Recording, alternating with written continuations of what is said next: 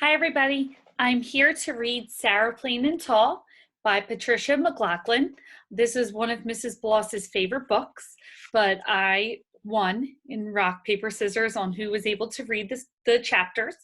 I hope you enjoy it as much as she does. Chapter 1. Go ahead and grab your book so you can read along with me.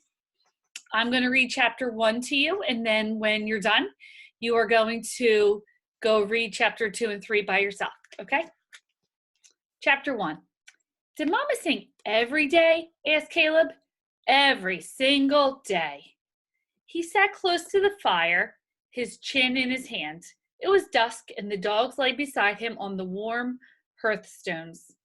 Every single day, I told him for the second time this week. For the 20th time this month, the 100th time this year, and the past few years.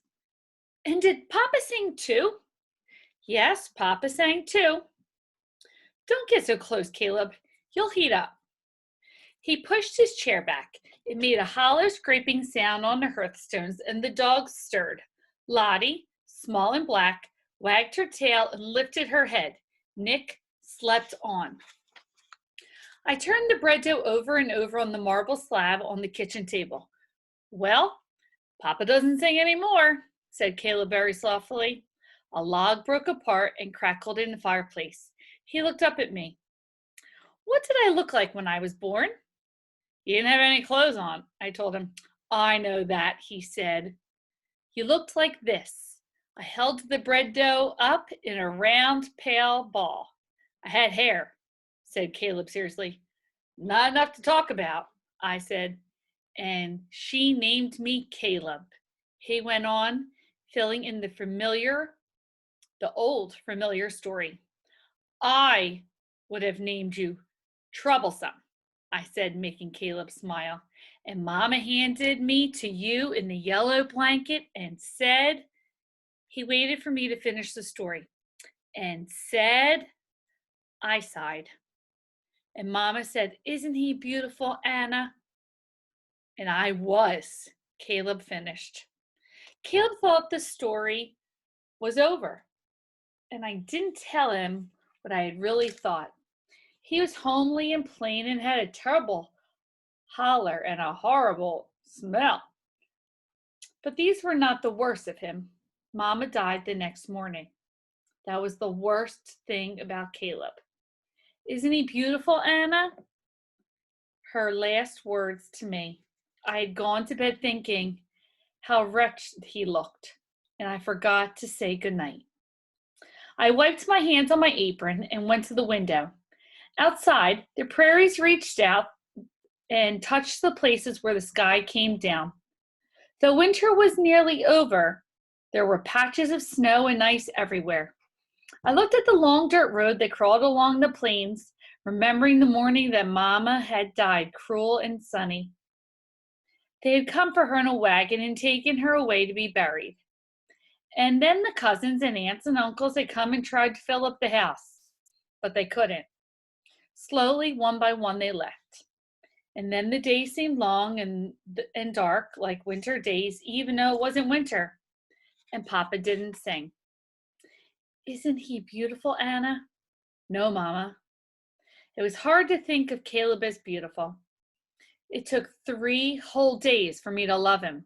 Sitting in the chair by the fire, Papa washed up the supper dishes, Caleb's tiny hand brushing my cheek, and a smile. It was the smile. I know. Can you remember her songs? Asked Caleb. Mama's songs. I turned from the window. No, only that she sang about flowers and birds, sometimes about the moon at nighttime. Caleb reached down and touched Lottie's head. Maybe, he said in a low voice, if you remember the songs, then I might remember her too. My eyes widened and tears came. Then the door opened and the wind blew in with Papa, and I went to stir the stew. Papa put his arms around me and put his nose in my hair. Nice soapy smell, that stew, he said. I laughed. That's my hair. Caleb came over and threw his arms around Papa's neck and hung down as Papa swung him back and forth and the dog sat up. "Cold in town," said Papa, and Jack was feisty. Jack was Papa's horse that he'd raised from a colt. "Rascal," murmured Papa, smiling, because no matter what Jack did, Papa loved him. I spooned up the stew and lighted the oil lamp, and we ate with the dogs crowding under the table, hoping for spills or handouts. That reminds me of my dog, too. Papa might not have told us about Sarah that night if Caleb hadn't asked him the question. After the dishes were cleared and washed and Papa was filling the tin pail with ashes, Caleb spoke up. It wasn't a question, really. "You don't sing anymore," he said. He said it harshly, not because he meant to, but because he'd been thinking about it for so long. "Why?" he asked more gently. Slowly, Papa straightened up. There was a long silence, and the dogs looked up, wondering at it. "I've forgotten the old songs," said Papa quietly. He sat down. "But maybe there's a way to remember them." He looked up at us. "How?" asked Caleb eagerly. Papa leaned back in a chair. "I've placed an advertisement in the newspaper for help." "You mean a housekeeper?" I asked, surprised. Caleb and I looked at each other and burst out laughing, remembering Hilly, our old housekeeper. She was round and slow and shuffling. She snored in a high whistle at night like a tea kettle and let the fire go out. "No," said Papa slowly, "not a housekeeper." He paused. "A wife." Caleb stared at me. "A wife? You mean a mother?" Nick slid his face onto Papa's lap and Papa stroked his ear. "That too," said Papa, "like Maggie." Matthew, our neighbor to the south, had written to ask for a wife and mother for his children, and Maggie had come from Tennessee. Her hair was the color of turnips, and she laughed. Papa reached in his pocket and unfolded a letter written on white paper. "And I have received an answer." Papa read to us. Sarah, plain and tall. Dear Mr. Jacob Whitting, I am Sarah Wheaton from Maine, as you will see from my letter. I am answering your advertisement. I have never been married, though I have been asked. I have lived with an older brother, William, who is about to be married.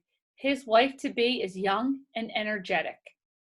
I have always loved to live by the sea, but at this time I feel a move is necessary. And the truth is, the sea is as far east as I can go. My choice, as you can see, is limited. This should not be taken as an insult. I'm strong and I work hard and I'm willing to travel, but I am not mild-mannered. If you should still care to write, I would be interested in your children and about where you live. And you. Very truly yours, Sarah Elizabeth Wheaton. P.S. Do you have opinions on cats? I have one. No one spoke when Papa finished the letter. He kept looking at it in his hands, reading it over to himself. Finally, I turned my head a bit to sneak a look at Caleb. He was smiling. I smiled too. One thing, I said in the quiet of the room. What's that? Asked Papa, looking up. I put my arm around Caleb. Ask her if she sings, I said. So a very different time setting than we are used to right now. I hope you enjoyed the story. Now you're going to go read chapters 2 and 3. All right. See you later, guys.